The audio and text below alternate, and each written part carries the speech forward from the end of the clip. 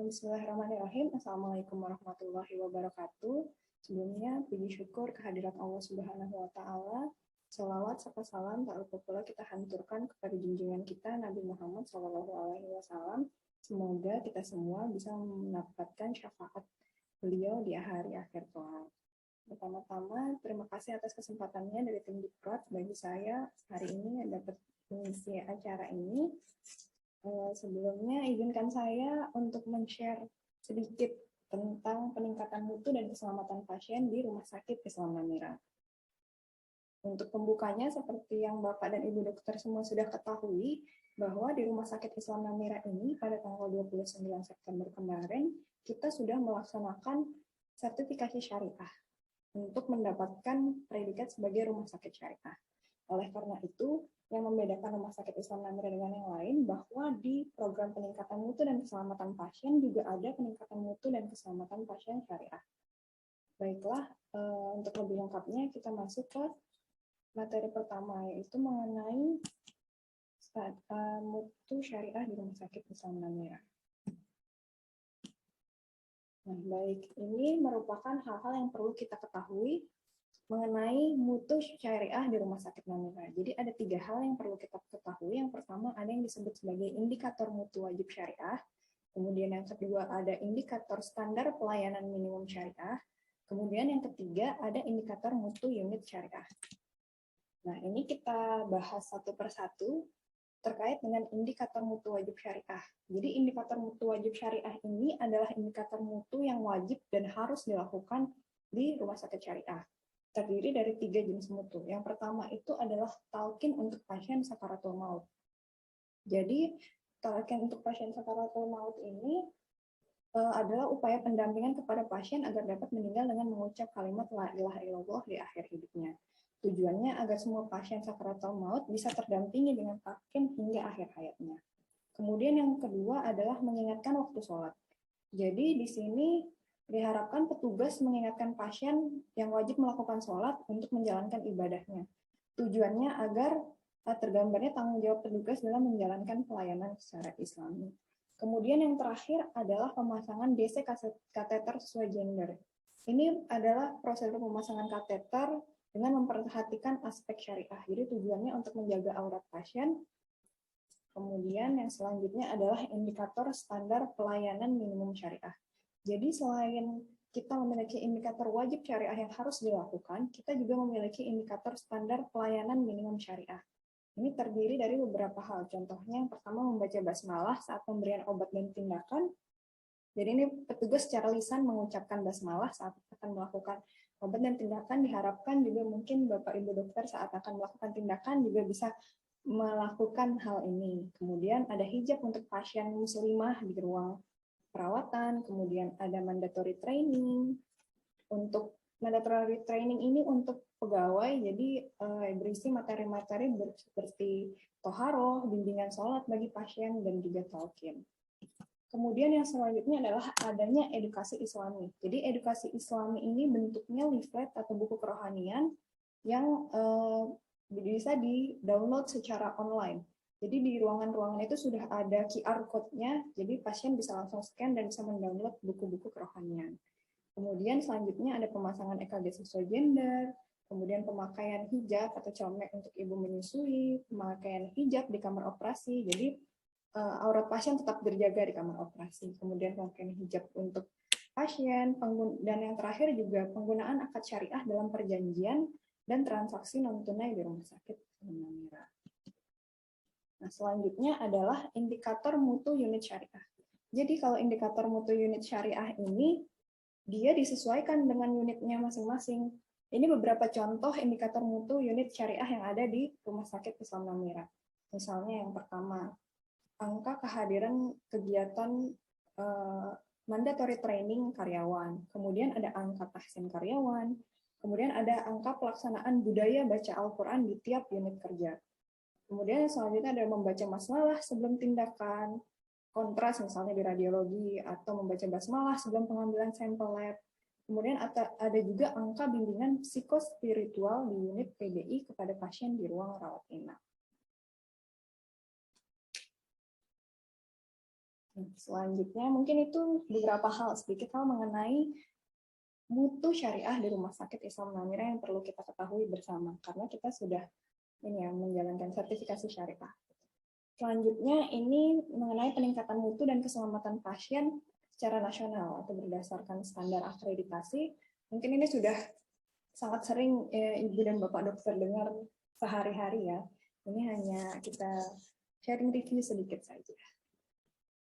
Jadi yang pertama mengenai indikator mutu prioritas rumah sakit. Jadi indikator mutu prioritas rumah sakit ini akan dijadikan sebagai acuan untuk prioritas perbaikan di Rumah Sakit Islam Namira kita ini. Jadi nanti indikator mutu prioritas ini akan ditetapkan oleh direktur dengan melibatkan komite mutu serta dewan pengawas. Jadi semua tim di rumah sakit terlibat dalam penentuan indikator mutu prioritas ini. Jadi pemilihan indikator mutu prioritas ini nanti ada kriterianya. Bisa dilihat dari masalah yang paling banyak atau indikator mutu yang belum pernah tercapai di rumah sakit sehingga dijadikan indikator mutu prioritas. Kemudian yang kedua ada dari jumlah yang paling banyak atau high volume dan kasus-kasus paling banyak. Kemudian bisa juga diambil dari proses yang memiliki risiko tinggi. Kemudian bisa juga dari ketidakpuasan pasien dan staf. Jadi bisa mungkin kita ambil dari komplain terbanyak, baik dari staf maupun dari pasien. Kemudian bisa juga sesuai dengan tujuan strategis rumah sakit. Nah, apa saja yang diukur dari indikator mutu prioritas rumah sakit? Ini bisa dilihat dari 6 hal yang ada di layar. Jadi yang pertama yang kita ukur adalah indikator sasaran keselamatan pasien. Kemudian yang kedua ada indikator pelayanan klinis prioritas. Kemudian yang ketiga ada indikator tujuan strategis rumah sakit atau KPI, jadi disesuaikan dengan KPI rumah sakit. Kemudian kita ukur juga indikator perbaikan sistemnya, kita ukur juga indikator manajemen risikonya, dan yang terakhir adalah indikator penelitian klinis dan program pendidikan kedokteran. Nah, untuk yang nomor 6 ini kita di Rumah Sakit Namira belum melakukannya, karena belum ada program pendidikan kedokteran. Nah, selanjutnya kita masuk ke pengukuran indikator mutu rumah sakit secara umum. Jadi apa saja sih sebenarnya indikator mutu yang diukur di rumah sakit kita? Jadi ada 4 hal yang wajib kita ukur di indikator mutu yang wajib diukur di rumah sakit kita. Yang pertama ada pengukuran indikator mutu unit. Yang kedua ada pengukuran indikator nasional mutu. Nanti setelah ini akan dijelaskan lebih jelas lagi. Kemudian yang ketiga ada pengukuran indikator mutu prioritas rumah sakit atau IMPRS seperti yang tadi sudah saya sebutkan. Dan yang keempat adalah pengukuran indikator mutu prioritas unit. Jadi selain rumah sakit memiliki indikator mutu prioritas, unit juga memiliki indikator mutu prioritasnya masing-masing. Nah, ini yang disebut dengan indikator nasional mutu. Mungkin sudah familiar ya Bapak dan Ibu dokter terkait indikator nasional mutu. Kita review sedikit saja. Jadi ada 13 indikator nasional mutu yang harus kita laporkan, kita ukur, dan ini dilaporkan berkala secara online. Yang pertama mengenai kepatuhan kebersihan tangan petugas, kemudian yang kedua kepatuhan penggunaan APD, yang ketiga kepatuhan identifikasi pasien, yang keempat waktu tanggap operasi seksio sesarea, yang kelima waktu tunggu di rawat jalan, kemudian yang keenam ada penundaan operasi elektif, yang ketujuh ada kepatuhan waktu visit ke dokter, yang kedelapan adalah pelaporan hasil kritis laboratorium, yang kesembilan kepatuhan penggunaan formularium nasional, yang ke-10 kepatuhan terhadap alur klinis atau clinical pathway, yang ke-11 kepatuhan upaya pencegahan risiko pasien jatuh, yang ke-12 ada kecepatan waktu tanggap komplain, dan yang terakhir adalah tentang kepuasan pasien. Jadi harapannya kami juga mohon bantuan mungkin dari Bapak dan Ibu dokter untuk membantu meningkatkan mutu kita. Baik, mungkin di sini contohnya seperti kepatuhan waktu visit ke dokter, kemudian ada kepatuhan dalam penggunaan formularium nasional, dan kepatuhan terhadap alur klinis atau clinical pathway. Nah, selanjutnya ini sedikit review mengenai sasaran keselamatan pasien yang mungkin tadi sudah disebutkan beberapa kali ya. Jadi apa saja sih yang termasuk dalam sasaran keselamatan pasien? Jadi ada 6 hal yang masuk ke dalam sasaran keselamatan pasien. Yang pertama itu mengidentifikasi pasien dengan benar. Jadi identifikasi pasien ini dilakukan dengan minimal dua hal, yaitu yang pertama nama, kemudian bisa tanggal lahir dan nomor RM. Kemudian yang kedua adalah meningkatkan komunikasi aktif efektif. Jadi komunikasi yang efektif itu adalah tepat waktu, yang akurat, yang lengkap, jelas dipahami baik oleh yang menyampaikan maupun oleh yang menerima.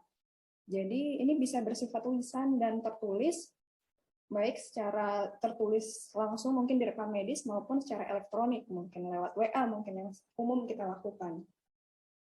Nah, jika lewat telepon mungkin nanti mohon bantuannya dari Bapak dan Ibu dokter sekalian. Jika memberikan instruksi lewat telepon, jangan lupa untuk minta penerimanya untuk melakukan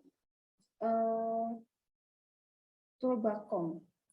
Kemudian yang selanjutnya meningkatkan keamanan obat-obatan yang harus diwaspadai.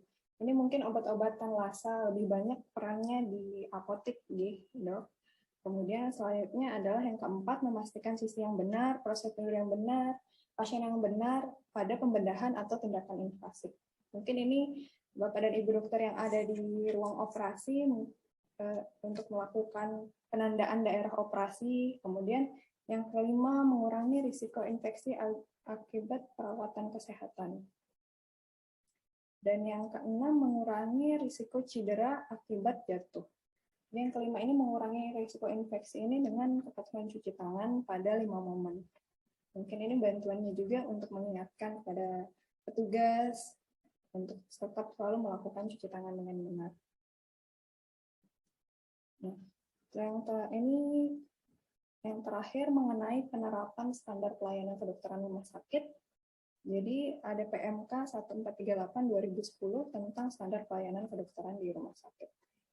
Jadi standar pelayanan kedokteran ini pedomannya dari Pedoman Nasional Praktek Kedokteran dan ada standar prosedur operasional RS yang dibuat nanti dalam bentuk standar operasional prosedur RS. Jadi SPO ini nanti disusun dalam bentuk panduan praktik klinis yang dapat dilengkapi dengan alur klinis atau clinical pathway, algoritma, protokol, prosedur, atau standing order. Mungkin sebelumnya dari Komite Medik sudah meminta bantuan dari Bapak dan Ibu dokter sekalian untuk menyusun panduan praktik klinis dan alur klinis ya untuk pelaksanaan pengobatan di rumah sakit kita. Jadi mungkin mohon bantuannya untuk melengkapi panduan praktek klinisnya. Baik, mungkin sekian dulu sharing saya sedikit mengenai peningkatan mutu dan keselamatan di Rumah Sakit Islam Namira. Semoga apa yang kita lakukan hari ini bisa bermanfaat untuk kita semua dan terima kasih sebelumnya atas perhatiannya. Wassalamualaikum warahmatullahi wabarakatuh.